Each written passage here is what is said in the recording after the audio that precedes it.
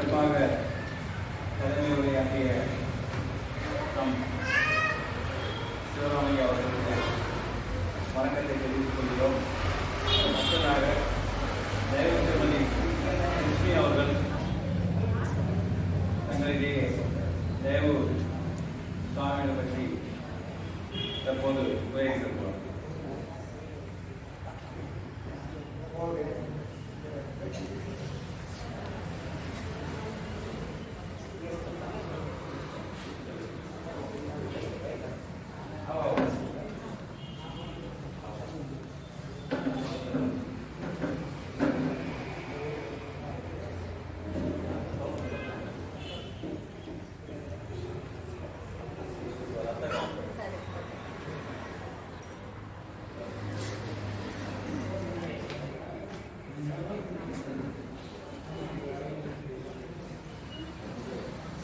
அருட்பெரும்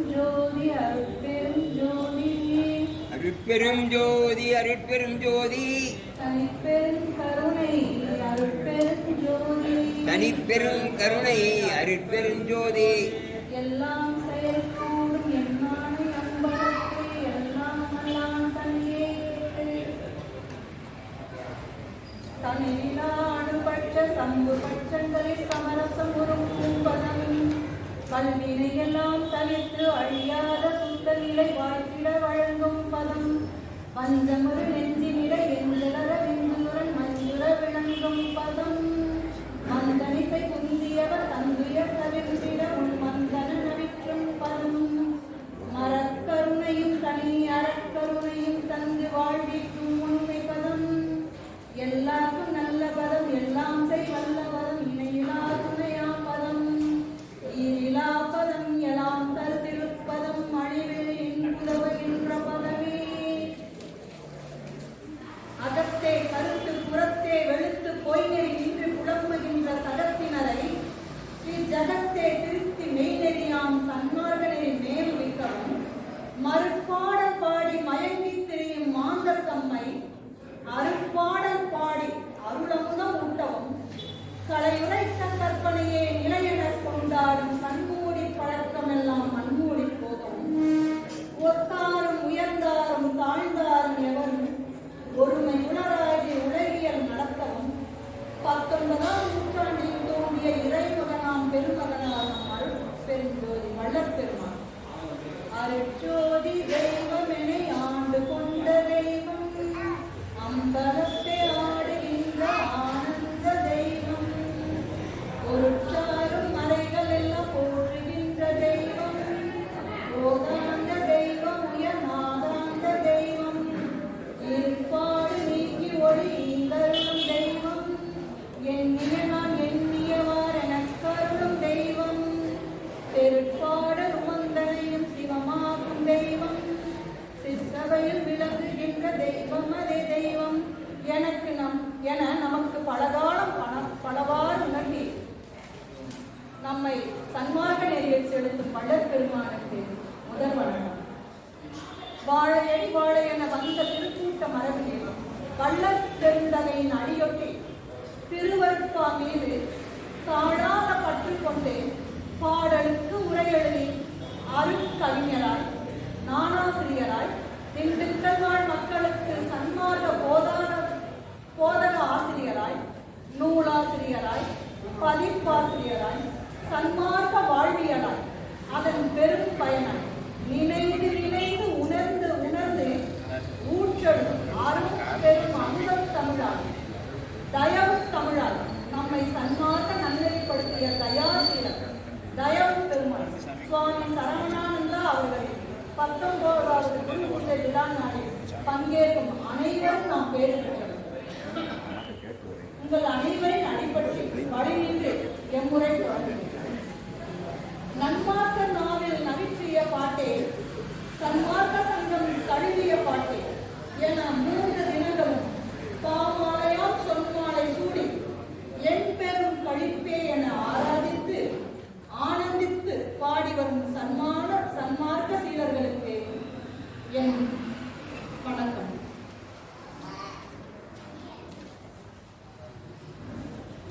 பெருஞ்சுகமே சமரச இயற்கை உன்னை கணிப்பதியே என்று கனிந்துள்ளத்தே கனிந்து நினைந்து உரைத்திடில் அப்பொழுதே காணாத காட்சியெல்லாம் கண்டு கொள்ளலாமே. அறம் நோக்கிய பணிவு விசாரத்தால் ஏற்பட வேண்டும். அப்பணிவு ஒரு நிலம் இருக்கு அப்படின்னு சொன்னோம்னா காய்ந்த வறண்ட நிலத்துல எந்த விதையுமே விளையாது. ஆனால் அந்த நிலத்தை பண்படுத்தி பக்குவப்படுத்தி ஒரு சேறு போன்ற ஒரு நிலைக்கு வருகின்ற பொழுது விதைக்கின்ற அனைத்தும் நல்ல விளைவை தரும். அதே மாதிரி நம்மளோட மனதில் எல்லாம் சன்மார்க்க மனதில் எல்லாம் அருள் கருத்தாகிய அறக்கருத்துக்கள் தோன்றி தயவு என்னும் பெருநெறி ஓங்கும் போது நாம் அனைவரும் சன்மார்க்கத்தில் ஆன்மா பரமான்மாவோடு இணைந்து துவைதமாக இருக்கும் நாம் அனைவரும் அத்வைத பாதையில் நாம் பயணிப்போம். எந்தன் சிற்றம்பலத்தை எந்த அருளை அடைவி இரவாத வரம் பெறலாம் இன்பம் உறலாமே. சீரோடு என்னை சேர்ந்து கொண்டுள்ளே சிறக்கும் திருச்செயல் அதனை நீரோடு கலந்த பாலினை புரித்துண்ணீர் அனம் போல் விசாரத்தால் சாரோடு திகழும் நின்னையே எவரும் சார்ந்திட கொள்கை விசாரே. அதாவது சீரோடு என்னை சேர்ந்து கொண்ட பால் இருக்கு அப்படின்னு சொன்னோம்னா பால்ல எவ்வளவு தண்ணியை கலந்தாலும் பால்ல தண்ணியை கலந்தோம்னா தண்ணியோட நிறம் பெறுமா பாலின் தன்மை பெறுமா? பாலோட தன்மை தான் பெறும். அதே மாதிரி இந்த உலகத்தில் பால் என்று சொல்லப்படுவது என்ன அப்படின்னு சொல்லி பார்த்தோம் அப்படின்னு சொன்னா இறை. நம்ம ஜோதி சொல்றோம் இல்லையா, அந்த அருட்பெரும் ஜோதி தான் அந்த பால். அந்த பாலோடு நாம் நீர், நம்மளே நீர், அந்த பாலோடு சேரப்போகும் நீர். நம்ம அந்த நீரானது எப்ப அந்த மாதிரி திகழும் அப்படின்னு சொன்னோம்னா சத்திசாரத்தால் மட்டுமே திகழ வேண்டும். பாலில் நீர் கலந்தால் பால் தான் தெரியும், நீர் தனியாக தெரியாது. பால் என்பதற்கு ஒளி தெய்வம் என்னும் பொருள் பல உண்டு. அப்ப அந்த பால்ல நீர் கலக்கிற மாதிரி நம்ம எப்ப சேர முடியும் அப்படின்னு சொன்னா அருட்பெரும் ஜோதி என கொள்ளும் போதுதான் நீர் என்பது அருட்பெரும் ஜோதி ஆகிய இறைவனை நம்ம எப்ப அடைய முடியும்னா அதனுடைய நீர் என்று சொல்லக்கூடியது தனிப்பெரும் கருணை. அப்ப நம்ம மகாமந்திரமே அருட்பெருஞ்சோதி அருட்பெருஞ்சோதி தனிப்பெரும் கருணை அருட்பெருஞ்சோதி. அப்ப அந்த பால் எது அப்படின்னு சொல்லி பார்த்தோம் அப்படின்னு சொன்னா அந்த அருட்பெருஞ்சோதி மந்திரம். அதெல்லாம் கலக்கக்கூடிய நீர் எதுன்னு பார்த்தோம்னா தனிப்பெரும் கருணை. அப்ப அந்த தனிப்பெரும் கருணையாகிய நீர் கலக்கின்ற பொழுது பாலும் நீரும் ஒன்றாகி என்ன ஆகும் அப்படின்னு சொன்னா பரமான்மாவோடு சேர்ந்து நம்ம அருட்பெருஞ்சோதியை எல்லாருமே அந்த நிலையை அடையணும். வடமொழியில பார்த்தோம் அப்படின்னு சொன்னா அந்த பாலையும் நீரையும் பிரிக்க நம்ம புராண கதைகள்லாம் கேட்டுருக்கோம். அன்னப்பறவையானது பாலையும் நீரையும் பிரிக்கும் அப்படின்னு சொல்லி பார்த்துருக்கோம். அதே மாதிரி வடமொழியில ஹம்சம் அப்படின்னு சொல்லுவாங்க. அன்னத்துக்கு வடமொழியில ஹம்சம்னு சொல்லுவாங்க. ஹம்சம் அதை அப்படியே கொஞ்சம் பிரிச்சு பார்த்தோம் அப்படின்னு சொன்னா சோகம். அந்த மூச்சு பயிற்சியில வாசி யோகம் அப்படின்னு போறப்ப சோகம் சோகம் அப்படின்னு சொல்லிட்டு அந்த மூச்சு பயிற்சி சொல்லுவோம். அந்த அருள் நிலையில நம்ம அந்த ஹம்சத்தை நோக்கும் போது அது சோகம்ன்ற மூச்சு பயிற்சி ஆயிடும். அதை இந்த வாயினால் சொல்லப்படாத இந்த மந்திரம் இதை அதவா மந்திரம்னு சொல்லுவாங்க. அதவா மந்திரம் அந்த சோகம்னு சொன்னோம் இல்லையா, பாலையும் நீரையும் பிரித்தாலும் தெரியாது. அந்த மாதிரி அந்த மந்திரத்தை என்ன சொல்றாங்க, அதவா மந்திரம். ஒரு பழமொழி கூட இருக்கு, பாலும் நீரும் போன்றது பார்ப்பான் சிநேகம். ஆனா நம்ம பழமொழிகளை எப்பயுமே என்ன செய்யறோம், தப்பமா எடுத்துக்கணும். பாலும் நீரும் போன்றது பார்ப்பான் சிநேகம். பாலும் நீரும் எப்படி ஒட்டாம இருக்கா? அப்படி இல்லையா, பாலும் நீர் எப்பயுமே ஒண்ணு கலந்துருக்கு. பார்ப்பான் அப்படின்றது ஜாதி பேரை சொல்லல, எந்த ஒரு பிரிவினரையும் சொல்லுது. பார்ப்பான் அப்படின்னு சொல்றது நம்ம சிறநடு தளத்தே ஒளிரும் அந்த கடவுள் ஜோதிய அருள் வழியை பற்றி கொண்டு நம்ம அனகமா விரிந்து வாழ வேண்டும் என்பதை உணர்த்துவதற்காக தான் பாலும் நீரும் போன்றது பார்ப்பான் சிநேகம் அப்படின்னு சொல்றாங்க. அதற்கடுத்து முக்கியமா பார்த்தோம் அப்படின்னு சொன்னா இந்த மாதிரி பாடல்கள் தயா விளக்கமாலையெல்லாம் இன்னைக்கு காலையில பாடணும். இந்த பாடல்கள் எல்லாமே அந்தாதி அமைப்புல இருக்கு. அந்தாதி அப்படின்னு சொல்றது செய்யுள் இலக்கண மரபுல அந்தம் கூட்டல் ஆதி, எது முடிவா இருக்கோ அடுத்த பாடல் அதுல தொடங்குறது தான் ஆதி. அப்ப ஆதியாகிய இறைவனை நாம் பற்றி கொள்ள வேண்டும் என்றால் அந்த பற்றி கொண்டு விட்டால் அந்த அந்தம் நம்மளோட அந்தம் என்ன ஆயிடும் அப்படின்னு சொன்னா ஆனந்தம் ஆயிடும். அந்தமானது ஆதியோடு கலக்கின்ற பொழுது ஆனந்தம் ஆகிறது. அதுதான் சச்சிதானந்தம், சச்சிதானந்தம்னு நம்ம சொல்லிட்டு ஆன்மாவும் இப்ப நம்மள்கிட்ட இருக்கிறது சிற்றம்பலம், கடவுள்ன்றவர் பேரம்பலம் அப்படின்னு சொன்னாங்க. சிற்றம்பலம் பேரம்பலம். இப்ப நம்மகிட்ட இருக்கக்கூடிய அந்த சிற்றம்பலத்தை ஆன்மான்னு சொல்றோம், கடவுள் தான் பேரமிழன்னு சொல்றோம். இது ரெண்டுமே ஒரே தன்மையாக இருக்கு. ஆனா அந்த ஒரே தன்மையுடைய உறவு பொருள், பாலும் நீரும் குலத்தில் இருக்கக்கூடிய அந்த உறவு பொருளானது கடவுள் நிலையிலிருந்து அம்மயமாகும் தகுதி உடையதா இருந்தாலும் அது எப்போ கடவுள் தன்மை பெறும் அப்படின்னு சொன்னா நம்ம அருளை பெற வேண்டும். அருள் என்னும் ஜீவ காரணியத்தால் அன்றி மற்றவற்றால் அந்த நிலையை நம்ம பெற முடியாது.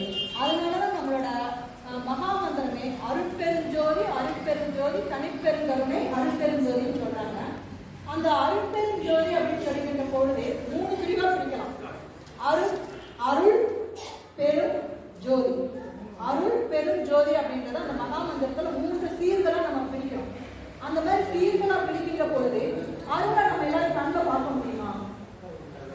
அருளை ஜோதியை நம்ம எல்லாரும் கண்ணில் பார்க்கிறோமா இல்லையா? அருளை நம்ம கண்ணில் பார்க்க முடியுமா? பார்க்க முடியாது. அந்த அருள் அப்படின்றது அருவமா இருக்கு. அருள் என்பது நம்ம மனசுக்குள்ள அருவமா இருக்கு. ஜோதிங்கிறது எப்படி இருக்கு அப்படின்னு சொன்னோம்னா உருவமா இருக்கு. ஜோதி என்பது உருவமாக இருக்கு. அருளாகிய அருளை கொண்டு அந்த ஜோதியை அடைய முடியும். அப்ப அருளை நம்ம என்ன செய்யலாம்? விளங்க பார்க்கலாம். அந்த அருள் எதனால விளங்கும் அப்படின்னு சொன்னா ஈகை தயவு, இதனால விளங்கும். இது என்ன தோன்றுகிறது? அருள் எங்க தோன்றுகிறதுன்னா அகத்தை தோன்றுகிறது. இதுக்கு அப்படியே மறையா எப்படி இருக்கு அப்படின்னு சொன்னா ஜோதி, பேரொளி. பேரொழியால நம்ம என்ன சொல்றோம் அப்படின்னு சொன்னா ஜோதின்னு சொல்றோம். அது எங்க தோன்றுகிறது? புறத்தே தோன்றுகிறது. அதை பார்க்க முடிவதனால அது உருவாய் உள்ளது அப்படின்னு சொல்றோம். அருள் அருவாய் உள்ளது, ஜோதி உருவாய் உள்ளது. அருள் உருவ நிலையை பெருமைக்குரியதாக இருக்கிறதுனாலதான் நடுவில் அந்த பெரும் என்ற சொல்ல சேர்க்கிறாங்க. அப்ப அருள் பெரும் ஜோதி அப்படிங்கிறது அருளாகவும் உருவாகவும் உள்ள அந்த மாபெரும் இறை சக்தியை தான் அருள் பெரும் ஜோதி என்ற பண்பு பெயராக நம்ம குறிக்கணும். அந்த அருள் பெரும் ஜோதியை தனித்தனி அசையா பிரிச்சு பார்க்கறதா சிலபில் அப்படின்னு சொல்லுவோம். அசைன்னு தமிழ்ல சொல்லுவோம். அசை அப்படின்னு சொன்னது என்ன அப்படின்னு சொல்லி பார்த்தோம்னா நேரசை நிறைச்செல்லாம் நம்ம 10வது படிக்கிறப்ப படிச்சுப்போம். 9வது இருந்தே வந்துடும். நம்ம அந்த அருட்பெரும் ஜோதியை நம்ம அசையா பிரிக்கின்ற பொழுது பார்த்தோம் அப்படின்னு சொன்னா இந்த புள்ளி வச்ச எழுத்துக்களை மதிப்பில்லை. புள்ளி வச்ச எழுத்துக்கள் எல்லாமே மதிப்பில்லை. அப்ப அருண் பே ருண் சோ தி அப்படின்னு சொல்லிக்கின்ற பொழுது 6 நிலைகள் 6 ஆதாரங்கள் அதை பிரிக்கின்றது. மூலாதாரம், சுவாதிஷ்டானம், மணிபூரகம், அநாகதம், விசுத்தி, ஆண்மை என்ற 6 ஆதாரங்களுக்கு மேல்நிலையில நிராதாரமா இருக்கக்கூடிய ஏகமாய் அனுபவப்படும் நிலைதான் நம்ம அருட்பெரும் ஜோதி அப்படின்னு சொல்லி நம்மளுடைய சுவாமிகள் ஒரு சிறந்த விளக்கத்தை கொடுத்துட்டாங்க. இந்த அனுபவம் தனிப்பெரும் கருணை கொண்டு வரும்போது வாழும்போது அத்விதமாகி தானே அவனாகி அவனே தானாய் விளங்கி எல்லோரையும் தன் போலாக்கி வாழ்நிலை மகாமந்திரம் செய்கிறது. அதனால நம்ம எல்லாரும் என்ன செய்யணும் அப்படின்னு சொன்னா அந்த மகாமந்திரத்தை நம்ம பின்பற்றி கொண்டு ஜீவ காருண்யத்தோடு தயவோடு வாழ்கின்ற பொழுது நாம் என்ன செய்ய முடியும் அப்படின்னு சொன்னா அருள்நிலையை அடைய முடியும். அதுக்கு ஒரு பாடம் இந்த மாதிரி செய்யணும். நமக்கு என்ன பிரயோஜனம் இருக்கு? இந்த மாதிரி செய்கின்ற பொழுது நம்மளுக்கு என்ன கிடைக்கும்? இப்போ ஒரு சினிமாவுக்கு போறோம். சினிமாவுக்கு போனோம்னா நமக்கு என்ன எனக்கு கொஞ்ச நேரம் சந்தோஷம் கிடைக்கும். இங்க எல்லாருமே சன்மார்க்க சீலர்கள் எல்லாம் கூடியிருக்கோம். யார் சொன்ன? சிவராமையா சொன்னாரு ஒரு வைப்ரேஷன் இங்க இருக்கு அப்படின்னு சொல்லிட்டு. சிவாஜியோட அந்த பாசங்களை பார்க்க போயிருந்த அந்த காலத்துல தாய்மார்கள் என்ன செஞ்சாங்களாமா, அந்த அண்ணன் நம்மை உறவு பார்க்கறப்ப கண்ணீர் விட்டு அழுதாங்க அப்படின்னு சொல்லுவோம். அதே மாதிரி இங்க இருக்கக்கூடிய அனைத்து அன்பர்கள் மத்தியிலையும் நம்ம மனசுல என்ன இருக்கு அப்படின்னு சொன்னா அந்த ஜீவ தயவாண்டு உற்பத்தி ஆகிட்டு. இந்த பாடலாம் ஒரு அருமையான படம் இங்க போர்டு அந்த கடைசியில வச்சிருக்காங்க. இதனால அந்த ஜீவகாரணத்தை மேற்கொள்கின்ற பொழுது நமக்கு என்ன கிடைக்கும் அப்படின்றது இந்த பாடலை சொல்லி என்னோட உரையை சுத்தமாக முடிக்கிறேன். அறம் பொருள் இன்பம் வீடனும் நான்கும் யாவரும் அடைந்திட வேண்டும். உரம் பெரும் உலகில் உண்மையை கடக்க ஒழுங்கேறி ஒழுங்கிட வேண்டும். திறம் பெற எவரும் திருவுடையவராகி சிறந்திட வாழ்ந்திட வேண்டும். பொலியுடனே கொடுக்கலம்பாய் புவியிலே விளங்க வேண்டும். அப்ப பாடலையே சொல்லுவாங்க அறம் பொருள் இன்பம் வீடு பேரடைதல் 100 பயனே அப்படின்னு சொல்லுவாங்க. நம்மளோட திருக்குறள் கூட அறம் பொருள் இன்பம் அதுலேயும் வீடு பேரையே அவர் கொண்டு வந்துட்டார். அப்ப அந்த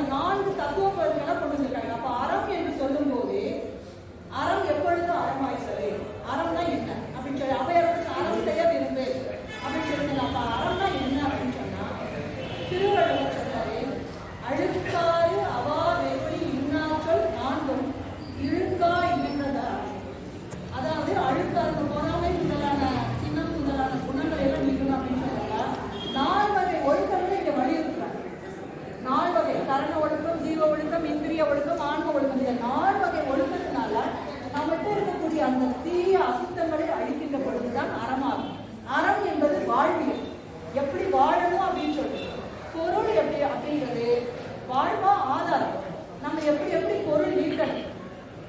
ஈதல் இசைப்பட வாழ்தல் அறிவல்லது ஊதியம் இல்லை உயிருக்கு. எல்லாருமே ஒவ்வொரு வேலைக்கு ஒவ்வொரு சம்பளத்தை கொடுக்கணும். ஆனா இந்த உயிருக்கு கொடுக்கக்கூடிய சம்பளம் எது அப்படின்னு சொல்லி பார்த்தோம்னா ஈதல் இசைப்பட வாழலாம். இசைனா புகழ், புகழ்பட பலவாறு வாழலாம். நல்ல வேலை பார்த்தா புகழ் கிடைக்கும், நிறைய பணம் வச்சுருந்தா புகழ் கிடைக்கும், பிறருக்கு தீனத்தோட இருந்தால் புகழ் கிடைக்கும். இந்த மாதிரி பலவேறு காரணங்கள் இருந்தாலும் அந்த புகழை விட எந்த புகழ் சிறந்தது அப்படின்னு சொன்னா ஈதல் இசைப்பட வாழ்தல், பிறருக்கு கொடுத்து உதவுகின்ற அந்த புகழானதுதான் மிக சிறந்த புகழ் அப்படின்னு சொன்னாங்க. அந்த மாதிரி வாழ்ந்து நம்ம வாழ்க்கைக்கு ஒரு பொருளை தேடி கொடுக்கலாம்.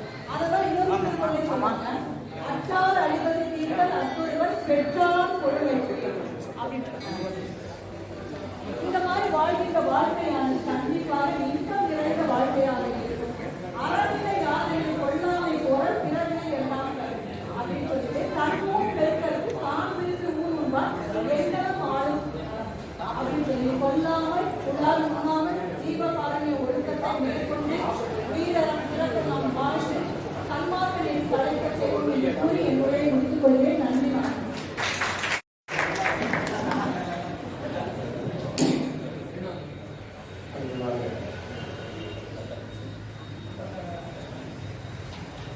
உடல்நலம் பொதுவாக இந்த நிகழ்ச்சி வெற்றியாக கலந்து கொள்வதற்கு இந்த குருநாளுடைய தூத்துக்குடியில் வருகை நம்முடைய தயவு கருணை அவர்கள் சில மனிதர்கள் அவர்கள் கட்டுவார்.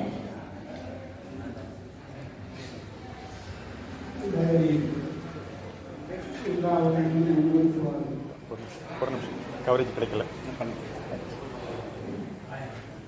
இங்கு நடந்துள்ளே மிக மிக சிறப்பாக உரையாற்றியதால் நமது ஐயா சிவராம இந்த மாதிரி உரையை நான் சொல்லி கேட்டதில்லை.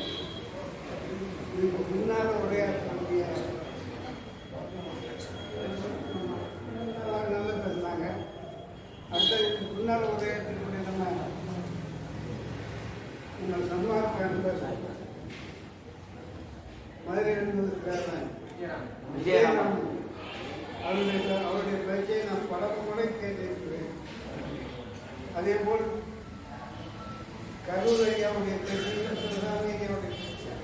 பல முறை கேட்டிருக்கிறேன். இது நடந்த உரையிலே நமது ஐயா அவர்களுடைய உரைதான் மிக மிக சிறப்பு. இது மாதிரி சிறப்பான உரையை நான் கேட்கிறது. வரலாற்று பூர்வமாக இருந்தார்.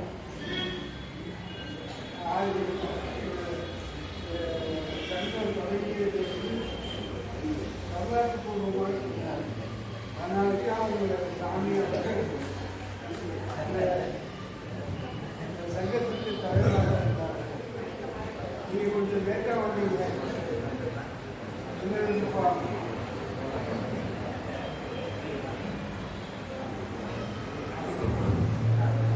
ஆனாலும் பரவாயில்லை.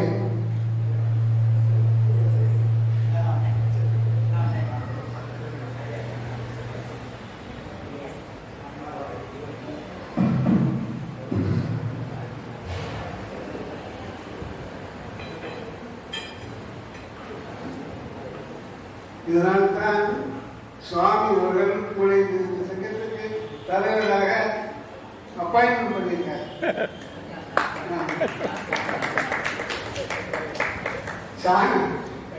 சாமியோட தொலைநோக்கு பார்வை எப்படி சொல்லுவதற்கு யாருக்குமா எளிய சொல்லிய ஒன்றும் செய்யணும். இந்த ஒரு மாபெரும் திருக்கோயிலை கட்டுவதற்குரிய தகுதி உங்களுக்கு தான் இருக்கிறது என்று சுவாமிக்கு கருதி உங்களை இந்த ஆலயத்துக்கு தலைவராக ஆக்கியிருக்கிறார். அதனால இப்போ ஒரு சிறப்புமிக்க ஒரு தலைமை சங்கத்திற்கு கிடைத்தது திருவள்ளுவர் நமக்கு கொடுத்த மிகப்பெரிய பாக்கியம். அவருடைய தொண்டு மேன்மேலும் சிறக்கவும் இன்னும் நூற்றாண்டு காலம் சிறக்க எல்லாம் அந்த இறைவனை பிரார்த்திக்கிறேன். அவருடைய உரையில கால வரலாறு என்ன அழகாக சொன்னார். நேசன கரையமான